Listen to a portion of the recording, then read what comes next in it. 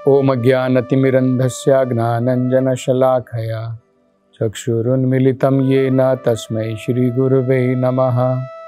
नमो ओम विष्णुपदाय कृष्णप्रेष्ठाय भूतले श्रीमते भक्तिवेदान्तस्वामिन् इति नामिने। नमस्ते सरस्वती देवे गौरवाणी प्रचारिणे निर्विशेष शून्यवादी पाश्चात्य देशतारिणे। जय श्री कृष्ण चैतन्य प्रभु नित्यानंदा श्री अद्वैत गदाधर श्रीवासादि गौर भक्तवृंदा। हरे कृष्णा कृष्ण कृष्णा हरे हरे, हरे राम राम राम हरे हरे। हरे कृष्ण। तो ध्रुव महाराज अब वापस वहाँ से युद्ध समाप्त करके और कुबेर जी को संतुष्ट करके उनसे ये वरदान प्राप्त करके कि भगवान में उनका हमेशा अटल विश्वास रहे और हमेशा भगवान की वो सेवा में तत्पर लगे रहें। ये वरदान प्राप्त करने के बाद ध्रुव महाराज अपने राज्य को वापस लौट आते हैं। अब भागवत में मित्र ऋषि महात्मा विदुर को समझा रहे हैं कि ध्रुव महाराज वापस लौटने के बाद उन्होंने भगवत धाम जाने से पहले अपने दिन कैसे बिताए धरती के ऊपर। तो कहते हैं जितने दिन तक भी वो अपने राज्य में रहे उन्होंने दो बड़े महत्वपूर्ण कार्य किए। एक तो उन्होंने राजा होने के नाते बड़े बड़े महान भगवान की संतुष्टि के लिए यज्ञ करवाए और उन यज्ञों के साथ में लोगों को भरपूर दान उन्होंने प्रदान किया। तो कौन से दो कार्य किए उन्होंने? भगवान की संतुष्टि के लिए महान यज्ञ करवाए और यज्ञों के साथ में उन्होंने जो है जनता को, लोगों को भरपूर अपनी तरफ से दान दिया। तो ये दो कर्म खासकर गृहस्थ के लिए जो अनेकों प्रकार के कार्यों में लगे हुए हैं, जैसे हो सकता है कि आप जो है किसी बिजनेस में हैं, आप किसी जगह पर कार्य कर रहे हैं, उनके लिए अत्यंत महत्वपूर्ण बताया जाता है। और अगर वर्णों के हिसाब से देखें, ये आश्रम के हिसाब से हो गया। तो ब्रह्मचारी होता है, ब्रह्मचारी तो यज्ञ करता है, लेकिन ब्रह्मचारी कहाँ से दान करेगा? तो दान जो है वो गृहस्थ के लिए बताया जाता है। ब्रह्मचारी यज्ञ भी करता है, लेकिन जो भी वो लोगों से दान में प्राप्त करता है प्रसाद के रूप में उसे वितरण करता है। लेकिन गृहस्थ के लिए बड़ा महत्वपूर्ण है ये दोनों कार्य। एक तो भगवान की संतुष्टि के लिए यज्ञ और दूसरा दान करना। और वर्ण के हिसाब से देखें तो क्षत्रियों के लिए और वैश्यों के लिए ये अत्यंत महत्वपूर्ण बताया जाता है। तो ध्रुव महाराज एक राज ऋषि थे, मतलब वो एक राजा जरूर थे, लेकिन हृदय से उनका हृदय ऋषि का था। उनके हृदय में सभी प्रकार के महान गुण जो एक ऋषि में पाए जाते हैं, जो एक संत में पाए जाते हैं, वो सारे गुण थे उनके अंदर में। तो एक राजा होने के कारण ऐसा नहीं होना चाहिए कि राजा जो है अपनी प्रजा से कर ले सकता है, टैक्स जिसे बोलते हैं, वो टैक्स ले सकता है, लेकिन ऐसा नहीं है कि कर लेकर के, टैक्स लेकर के अपनी ट्रेजरी, अपनी तिजोरी, उसमें पैसा बढ़ाए जा रहा है और उसका प्रयोग जो है अपनी इंद्रियों तृप्ति के लिए करे। देखिए, ऐसा तो हम कहीं पर भी नहीं देखते हैं। भागवत में इतने सारे राजा हुए और यहाँ पर हम ध्रुव महाराज का भी उदाहरण देख रहे हैं। अगर हम जनता से कर लेकर के, टैक्स लेकर के हम गवर्नमेंट की ट्रेजरी में डालते हैं तो वो जनता की भलाई के लिए होना चाहिए। इसलिए हम लोग देखते हैं कि एक सिंगल पेनी भी ध्रुव महाराज ने गलत रूप से अपनी इंद्रिय तृप्ति के भोग के लिए उसका प्रयोग नहीं किया। यही बताया है कि उन्होंने बड़े बड़े महान यज्ञ करवाए भगवान की संतुष्टि के लिए, और दान में सब कुछ जो है उन्होंने अपना जो एक्यूमुलेटेड, जो उनका जमा किया हुआ जो भी धन था, वो लोगों के अंदर में उन्होंने जो है बांटा। तो आजकल तो हम लोग इस प्रकार से नहीं देखते हैं। आजकल तो सबसे पहले हम लोग देखते हैं, पहले टैक्स जो है बड़ा सरल होता था। जैसे मान लीजिए, अगर आपकी जो है, आपने कुछ जमीन के अंदर में कुछ फसल लगाई है, तो उसका 1/4 भाग, 1/4 पार्ट जो है, 25% जो है, मान लीजिए टैक्स के रूप में दे दिया।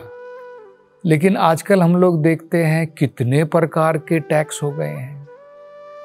जीएसटी से लेकर के, इनकम टैक्स से लेकर के अनेकों प्रकार के टैक्स जो है, प्रैक्टिकली जो भी व्यक्ति आमदनी कमाता है वो हम लोग देखते हैं कि चला जाता है इस प्रकार से।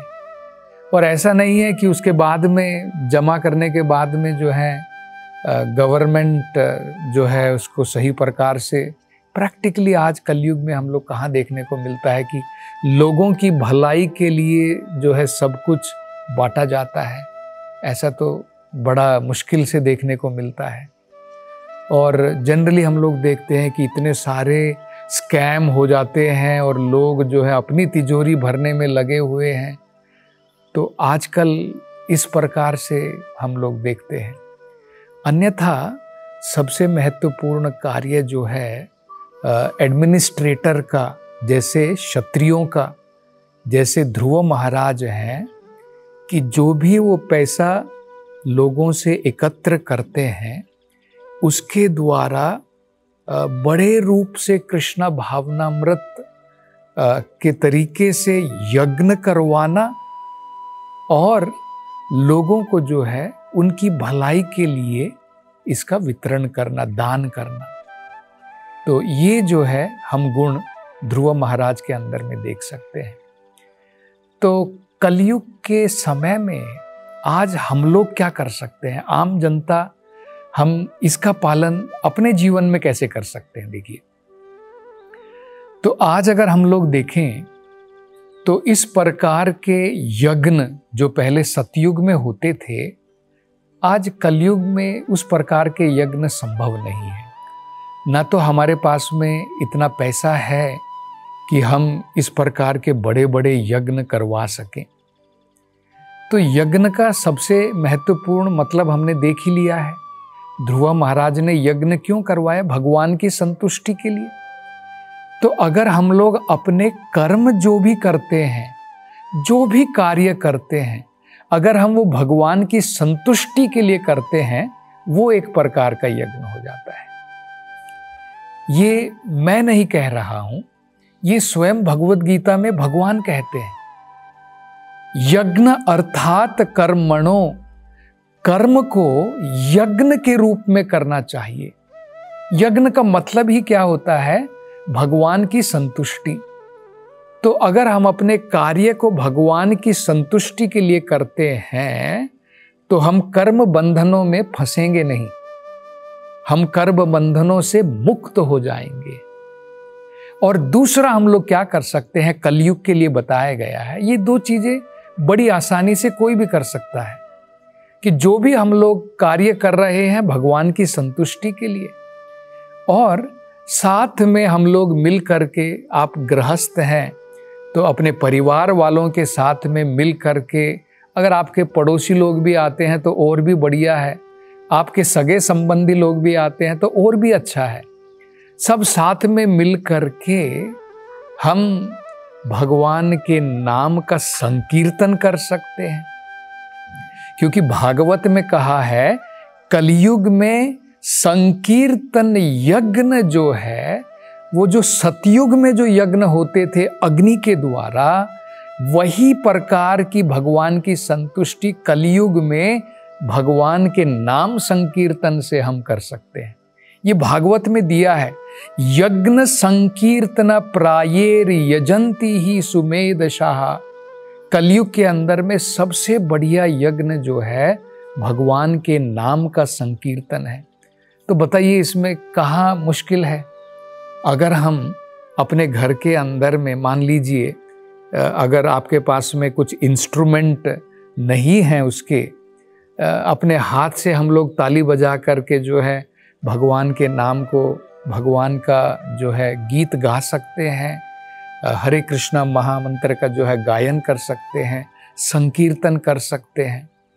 और जो भी जो है हमारे पड़ोसी लोग हैं, हमारे सगे संबंधी हैं, दोस्त मित्र वगैरह हैं, हम उनको भी बुला सकते हैं। और उसके बाद में हमें क्या करना चाहिए, तो जैसे यहाँ पर बताया है कि ध्रुव महाराज ने 2 कार्य किए थे। एक तो उन्होंने यज्ञ किया और दूसरा दान किया। तो आज पैसे के दान की जगह में हमें क्या करना चाहिए, क्योंकि अगर आप पैसों का दान करोगे उसका मिसयूज होता है। लोग अनेकों प्रकार से हम लोग देखते हैं कि उनकी अनेकों प्रकार की गलत आदतें होती हैं, सिगरेट पीने की, दारू पीने की। तो उस प्रकार से दान जो है कुछ उसका बढ़िया फल प्राप्त नहीं होता है। तो कलयुग में सबसे बढ़िया दान बताया जाता है भगवान को भोग चढ़ा करके प्रसाद के रूप में वितरण करना। ये सबसे बढ़िया दान कलयुग में बताया जाता है। तो ये आप अपने घर में भी कर सकते हैं। दोनों प्रकार से देखिए, यज्ञ जैसे ध्रुव महाराज ने किया, कलयुग में हम यज्ञ कैसे कर सकते हैं, अपने कर्म को भगवान को अर्पित करके। और दूसरा, सभी लोगों के साथ में जितने लोग आप एकत्र कर सकते हैं उतना बढ़िया है, उनके साथ में मिल करके भगवान के नाम संकीर्तन करो। और संकीर्तन के बाद में आपकी शक्ति के अनुसार लोगों को प्रसाद का वितरण करो। तो यज्ञ भी हो गया, दान भी हो गया। भगवान भगवत गीता में उन्होंने कहा है यज्ञ, दान, तपस्या ये बहुत महत्वपूर्ण है मनुष्य जीवन के लिए। यहां तक भगवान कहते हैं सन्यास लेने के बाद भी बाकी चीज से सन्यास ले लो, लेकिन ये 3 चीजें नहीं छोड़नी चाहिए। यज्ञ करना भगवान की संतुष्टि के लिए, दान करना और तपस्या करना, ये हमें नहीं छोड़ना चाहिए। तो ये बहुत महत्वपूर्ण चीजें हम सीख सकते हैं। दूसरा, हम कम से कम, जैसे मानो कृष्णा भावनामृत है, ये इसी महत्वपूर्ण प्रिंसिपल के ऊपर कृष्णा भावनामृत आधारित है कि भगवान की संतुष्टि के लिए संकीर्तन यज्ञ जितना हो सकता है, मंदिरों के अंदर में जितना हो सकता है, जितने लोग वहां पर आते हैं। और अगर लोग मंदिरों में नहीं आ रहे हैं तो जैसे चैतन्य महाप्रभु गली गली में जाकर के नाम संकीर्तन करते थे, तो उस प्रकार से हम लोग कर सकते हैं। तो श्रीला प्रभुपाद जी जो कृष्णा भावनामृत के संस्थापक हैं, वो कहते हैं कि ये जो कृष्णा भावनामृत है, ये इन्हीं 2 मूल बड़े जो महत्वपूर्ण जो ये प्रिंसिपल हैं, जो ये भगवान ने जो यहाँ पर ये दिए हैं, इनके ऊपर ही आधारित है कि मंदिर के अंदर में, मंदिर के बाहर जितना हो सके उतना हम लोग जो है हरि नाम संकीर्तन करें। और संकीर्तन के पश्चात क्या करना है, लोगों को प्रसाद का वितरण करना है। खुले दिल के साथ में हमें जो है भगवान के प्रसाद को बड़े ही प्रेम के साथ में भगवान को भोग लगाना चाहिए। और भगवान का इसलिए उसको प्रसाद कहते हैं, वो भगवान की दया है। जब लोग भगवान के प्रसाद को खाएंगे उनकी चेतना बदल जाएगी, उनकी जो कॉन्शियसनेस है, उनके अंदर में जो अनेकों प्रकार के बुरे विचार हैं, जैसे ही वो आध्यात्मिक भोजन जो भगवान को चढ़ाया गया जिसे प्रसाद कहते हैं उसे ग्रहण करते हैं, उनका शरीर, उनका मन, उनकी आत्मा सब तृप्त हो जाएगी। तो अगर हम कम से कम ऐसा कर सकें कि जो लोग इस कार्य में लगे हैं वहां पर अपने धन का प्रयोग कर सकें, अगर आप घर में कर सकते हैं तो और भी बढ़िया है। और उसके साथ साथ में आप जो संस्था इस प्रकार से भगवान के हरिनाम कीर्तन में लगी है और साथ साथ जो लोगों को प्रसाद का वितरण कर रही है, उस प्रकार से अगर आप करेंगे तो ये दो चीजें हम भी कलयुग में कर सकते हैं। और बताया जाता है इन दोनों चीजों का, एक तो हरिनाम संकीर्तन और भगवान के प्रसाद का वितरण, अगर हम लोग प्रचुर मात्रा में करते हैं, पूरे संसार के अंदर में लोग जो हैं शांति के साथ में, आनंद के साथ में पूर्ण रूप से संतुष्ट रहेंगे। जिस प्रकार से ध्रुव महाराज ने भी अपने राज्य के अंदर में यही किया।